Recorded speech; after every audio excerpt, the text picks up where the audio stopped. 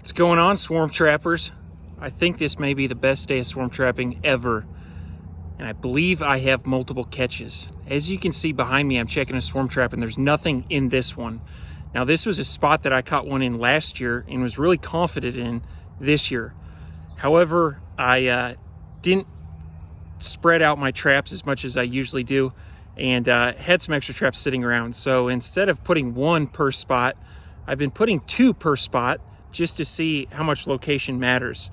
And anyway, so right here across from me there's one over here, and you can't tell in the video, but I can see a lot of insects flying in and out of that. There's just, after you catch enough swarms, you just know, and I can see like good travel going in and out of there, so that's awesome. So what I'm gonna do, I'm gonna go over there, we'll check it out together, confirm that we have a catch, and make a plan to bring them back to the bee yard. So anyway, this is the first time ever catching two swarms in one day, so let's check it out. Come along with me.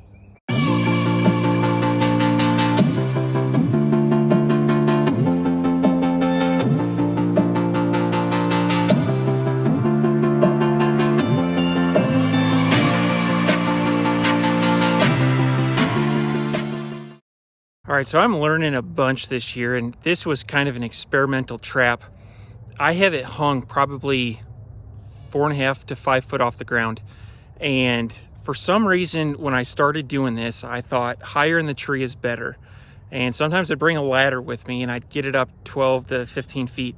And what I found was when the season was over, those ones that were kind of inconvenient to get to, I left a couple up all year long, which isn't good. And so I thought, I'm gonna give this one a try, and this spot's actually perfect for it. Let me flip the camera around.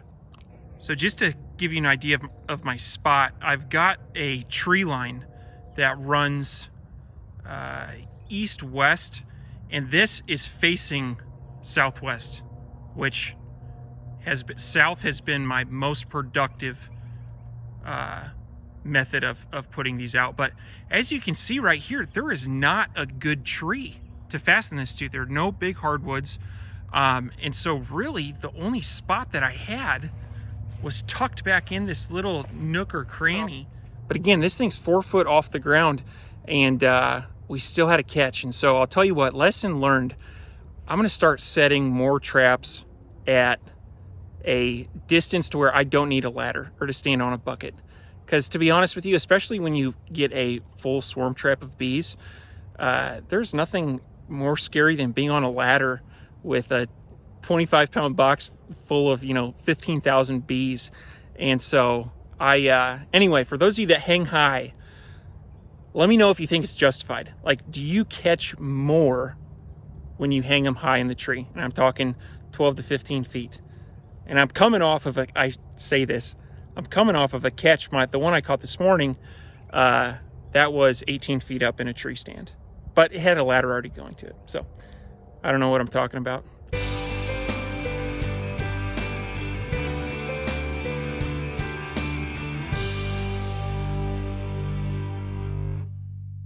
All right, swarm catch number 2 back at the bee yard. When I was carrying this thing out, it felt really heavy. So that means one of two things. One, it's a large swarm, or two, they've been there for a while and they've had time to build up some comb and fill it with some honey. So let's dig in and see what we got.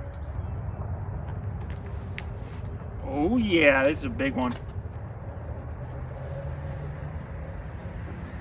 All right, frame number 1.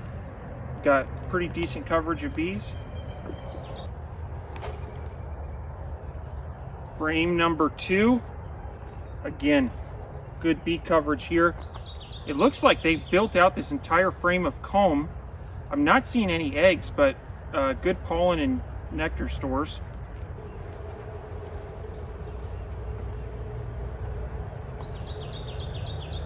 All right, just a boatload of bees right here. Boatload of bees. Again, not seeing any laying, but really pleased with this.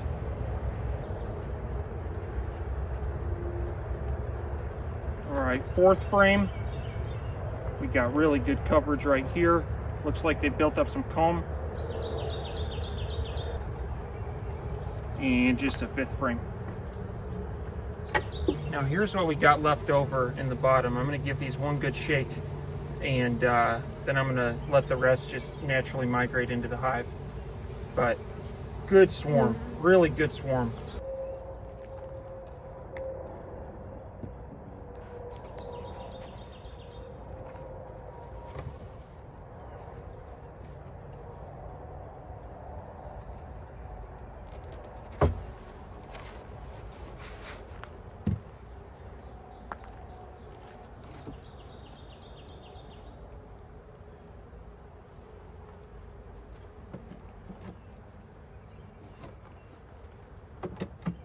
And that's a wrap.